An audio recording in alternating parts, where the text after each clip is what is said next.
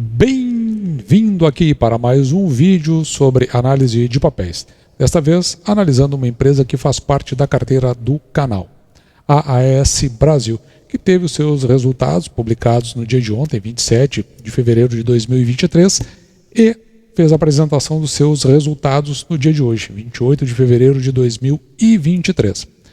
E o que será que a gente pode esperar do ponto de vista de remuneração ao acionista, uma vez que os dividendos pagos no ano de 2022 foram dividendos parcos, bem pouquinho, o que fez muita gente se afastar da ação.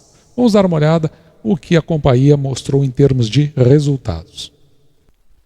E para essa apresentação, eu vou me utilizar aqui da teleconferência, na verdade, da apresentação que foi feita em decorrência da teleconferência de resultados de 2022. Também vou me utilizar das demonstrações financeiras padronizadas, aqui está no IFRS, e por fim vou me utilizar aqui do release, que é aquela apresentação principalmente feita à imprensa, onde a gente consegue às vezes enxergar de uma forma bastante didática o que aconteceu com a companhia. Indo aqui para a teleconferência de resultados, aquilo que me parece relevante principalmente na parte dos destaques, eu acredito que esteja aqui, 359 milhões no lucro líquido. Veja que tem um número 2 aqui. Isso porque se você for olhar aqui embaixo, você vai verificar que esse é o lucro líquido ajustado pelo impacto do reconhecimento do crédito fiscal, 632 milhões aproximadamente, isso no terceiro trimestre de 2021, então é quase um ano e pouco atrás, e ressarcimento do GSF, líquido de imposto de renda. O que fez com que, depois eu vou tentar mostrar aqui para você, foi atingido o lucro líquido de 320 milhões no exercício de 2022. E aqui do ponto de vista do crescimento, mais 456 megawatts em capacidade eólica operacional. Interessante olhar para o portfólio da AES Brasil. Veja que a companhia agora está bem equilibrado o portfólio, 51% de geração hídrica, 43% de geração eólica e 6% de geração solar, que é exatamente o que a companhia estava buscando, principalmente em função da crise hídrica de 2021. Fez um equilíbrio maior dentro do seu portfólio. O destaque que nós demos agora há pouco, dos 456 megawatts para o exercício de 2022, que foi acrescido, veja que o impacto no EBITDA é de 850 milhões. EBITDA adicional, tem o número 2 aqui, contratado para os próximos anos. No andamento de projetos, a gente gosta muito de olhar para os projetos, a gente consegue enxergar aonde a companhia pode chegar. Veja que que Tucano, esse complexo de Tucano já está com 95% concluído, e veja que dos aerogeradores, de 52, aliás, 24 já estão em operação. E a gente pode ter uma noção do impacto do ponto de vista de EBITDA, porque nos 400 megawatts que nós vimos até agora, teve aqueles 800 milhões de impacto diluídos ao longo do tempo, mas veja que aqui no complexo de Tucano são 322 megawatts, a gente consegue ter uma noção, tendo em vista que é em torno de 60% daqueles megawatts que nós vimos que foram colocados em 2022.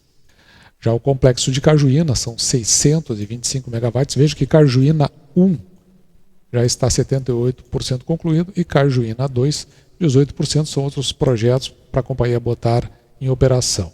Importante aqui é que dos aerogeradores, 9 de 55 já estão prontos para comissionamento. Do ponto de vista da geração hídrica, os reservatórios estão em níveis históricos e as chuvas aqui estão 98% da média. Os reservatórios, no percentual do sistema integrado nacional, veja, chega a 58%. O GSF, que no quarto trimestre de 2021 era 63%, está 77%. Esse aqui é quanto maior, melhor a afluência em percentual.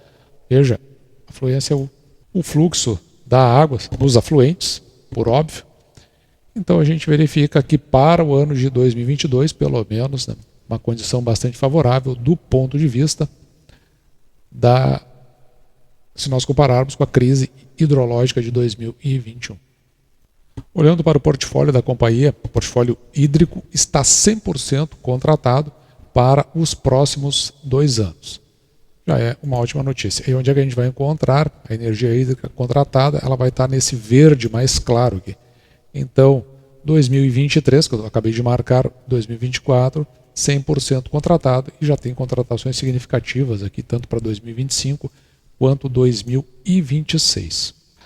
A energia eólica e solar juntas, que é esse verde um pouco mais escuro, contratados, veja que ela é significativa aqui em 2022, já aconteceu, e veja como cresce em 2023, 713 megawatts, e assim nós vamos indo com 900 contratados, tanto para 2024, 2025 e 2026.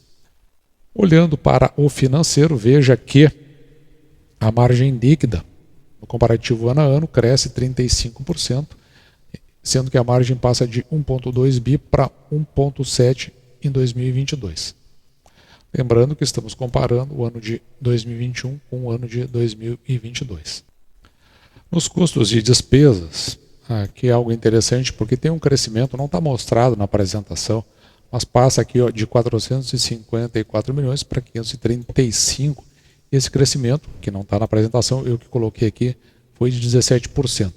Os principais fatores que geraram o efeito foi a inflação do período de 5,79%, não recorrente, revisão de earnout na aquisição de AS2 e recebimento de sinistros da Ventos.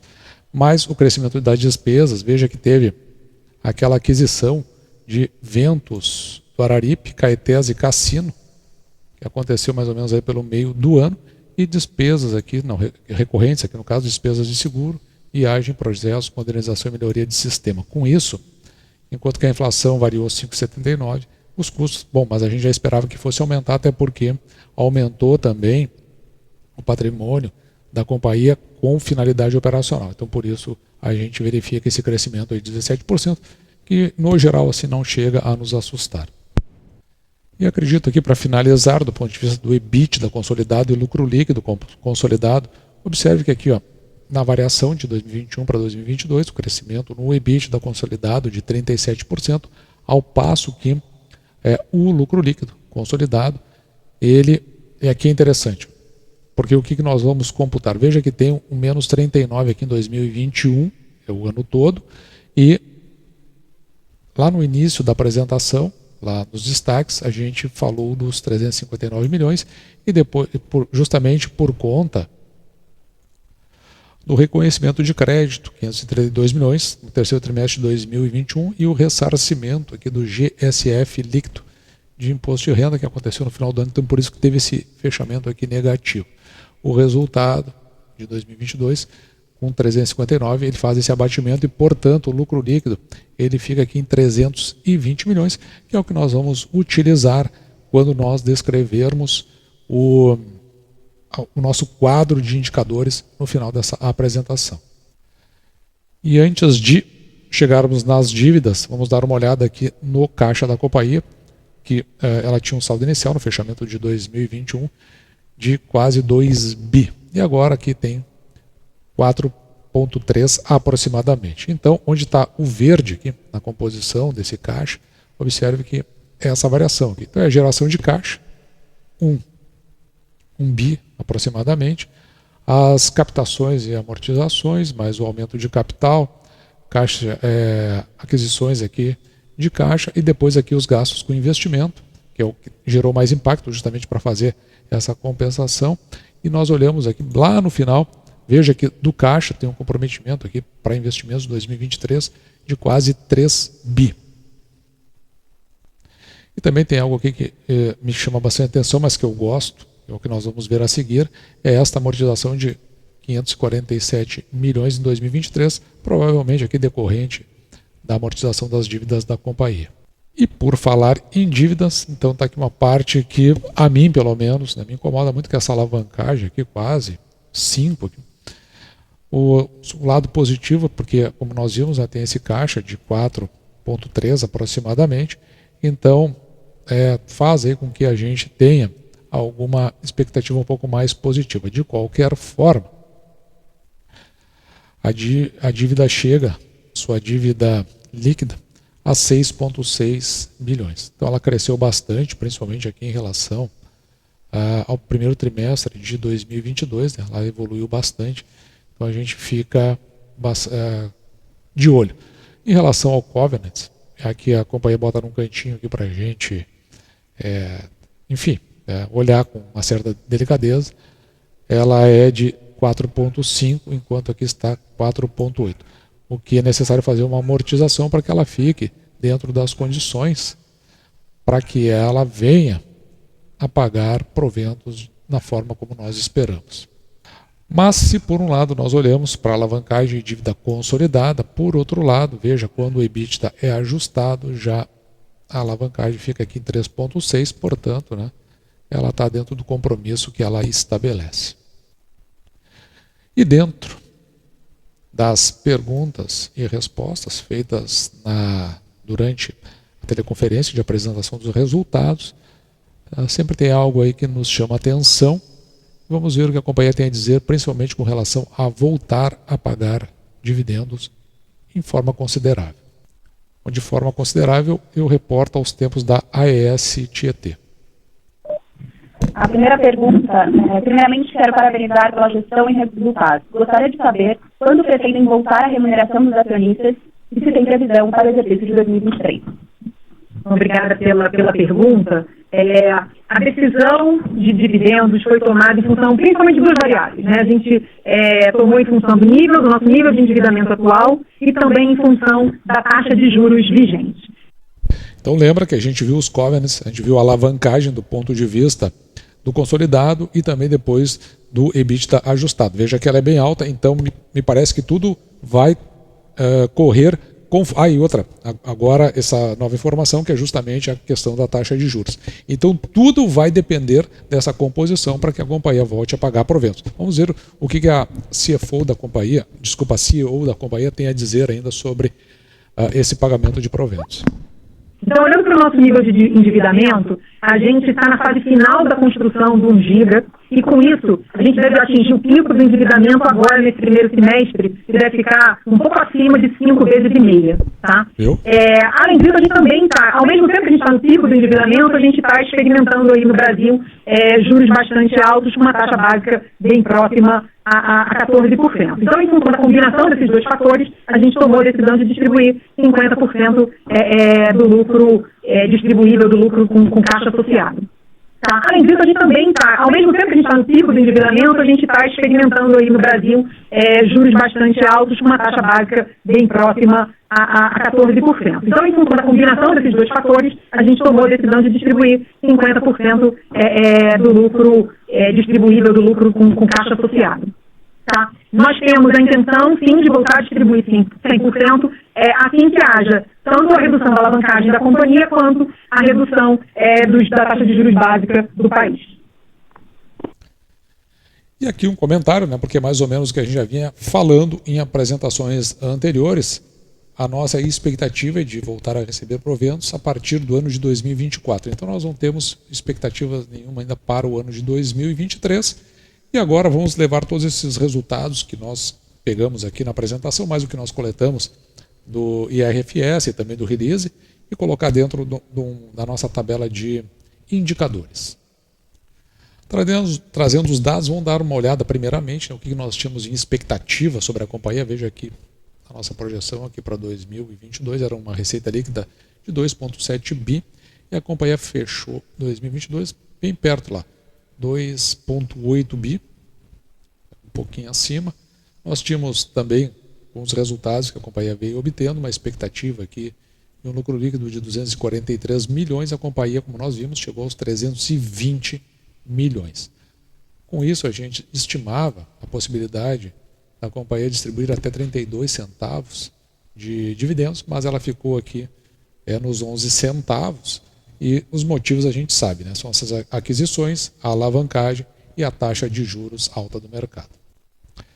No final de 2022, a ação fechou a R$ 9,66 e para o patrimônio líquido de 5,5 bi, a gente pode encontrar aqui um preço sobre o valor patrimonial por ação em 1,04 e o preço da ação dividido pelo lucro líquido por ação em 18,6.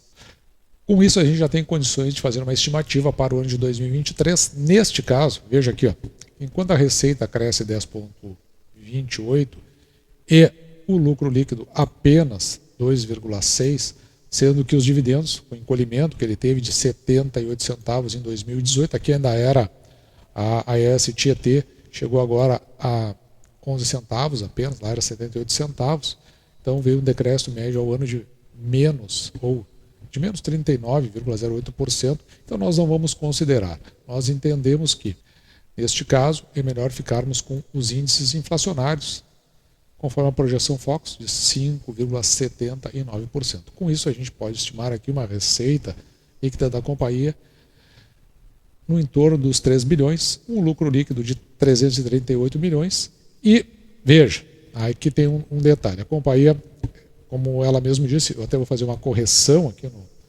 nessa tabela que eu tinha feito previamente, ela ficou aqui nos 50% do lucro líquido ajustado mais a disponibilidade de caixa. Com isso, nós vamos ficar com a possibilidade de pagamento de proventos aqui de 28 centavos. Vamos começar por aí. Veja que para esses 28 centavos, ela não está nas suas melhores condições de pagamento de proventos. Nós teríamos um preço teto, porque basta dividir esses 28 centavos por 6%, que é o mínimo que nós aceitamos receber em proventos pelo valor que pagamos pela ação. Então ficaria com um preço teto de R$ 4,69. No dia de hoje, 28/2, a companhia estava sendo negociada, quando esse vídeo foi feito, a R$ 9,65. Então, isso daria um dividend yield aqui de 2,83%, o que é bem abaixo dos 6% que nós procuramos. Mas mesmo assim, a companhia ela faz parte do nosso portfólio, nós temos uma visão para ela, porque a gente tem a visão em termos de projeto. Porque se nós olhássemos só para o ano de 2023, é uma companhia que a gente não consideraria. Nós estamos vendo que a partir do momento que houver a redução dos juros, porque parte dos juros está atrelado à taxa básica de juros da nossa economia, que é a taxa Selic, que está perto dos 14%, 13,75%. Então, uma redução, talvez uma diminuição dos índices inflacionários e também, à medida que a companhia for se livrando das suas dívidas mais pesadas, a gente começa a ter uma ideia de que ela possa aumentar o seu leque para pagamento de proventos, já que, em termos de crescimento, ela está dando os passos que são necessários. Se nós considerarmos, a tempo de hoje, então, o preço da ação dividido pelo valor patrimônio por ação em 1,07, quando está entre 1 e 2 a gente não considera nem caro nem barato, mas como está bem próximo de 1, então significa que tem um risco muito pequeno em investir na AES Brasil. Já o preço da ação dividido pelo lucro líquido por ação em 17,69, veja que o lucro líquido ainda está muito impactado, portanto em 17,69 é o tempo para receber de volta em função do lucro líquido, quase 17 anos e meio, isso a gente colocaria fora de questão, não fosse a visão que nós temos de que no momento, e talvez a partir de 2024, ela passe a ser uma boa pagadora de proventos, que é como a gente está enxergando em função do projeto da companhia. Consideramos ainda que, em média, de 2018 até 2022, ela pagou em média aqui, 60 centavos, o que daria um preço teto de R$10. E veja que ela está nos 9,95, portanto, se nós considerarmos o passado, que é muito mais importante, ela está abaixo do preço teto. E para finalizar o nosso quadro comparativo, você vai poder olhar elétrica a elétrica, existem outras que fizeram parte desse quadro, mas eu deixo sempre à disposição no Instagram aqui do canal, mh.investir, e lá você vai poder fazer esse comparativo com a AES Brasil, as que fazem parte aqui desse quadro comparativo e outras que já fizeram, para que você possa chegar à conclusão, aquela que melhor se ajusta às suas preferências de investimento. E assim, esse foi o nosso vídeo de hoje. Está aí a AES Brasil, uma empresa que nós estamos acompanhando. Acreditamos que a partir de 2024 ela possa voltar ao pagamento dos proventos, aos moldes do que foi a AES Tietê. porque nós entendemos que o projeto que ela apresenta é um projeto que até aqui vem se mostrando bastante consistente e promissor ao longo do tempo, principalmente por conta da diversificação da sua matriz de geração. E eu, assim, vou ficando por aqui, me despedindo de você e deixando, como sempre, meu grande abraço.